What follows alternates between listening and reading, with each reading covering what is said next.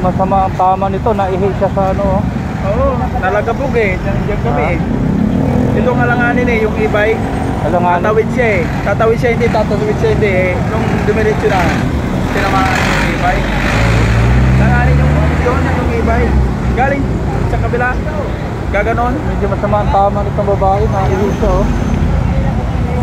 Naihi na siya oh.